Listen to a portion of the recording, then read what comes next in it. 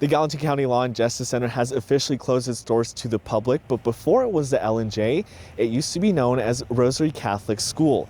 And on Tuesday, many students got the chance to walk the halls of this building one last time before this piece of Bozeman history gets demolished. Very good memory. So I continue to wish God's blessing and good health. Hugs and yearbooks were on hand on Tuesday as former students of Holy Rosary Catholic School said goodbye one last time.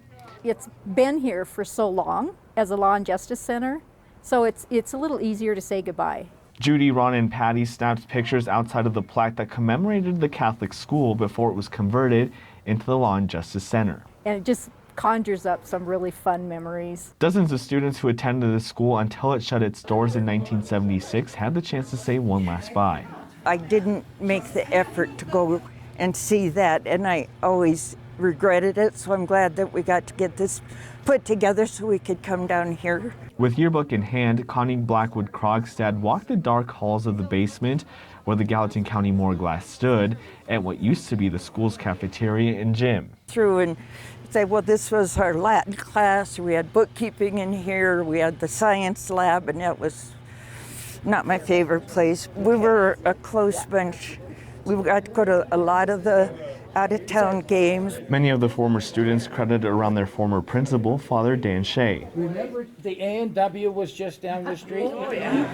Father Shea was tasked with leading the school. As a young priest himself, he was only a few years older than some of the students. They wanted to have a priest in charge, so I came down, the youngest member of the faculty, 26 years old, and I and all the families gave their blood, sweat, and tears to maintain the school. Father Shea says that he worked tirelessly to make sure that the school had a feeling of community for the students. We would put on theme masses before football and basketball games. Even as the demolition process has started, the memories of the school haven't faded. Like the hallways are still the same.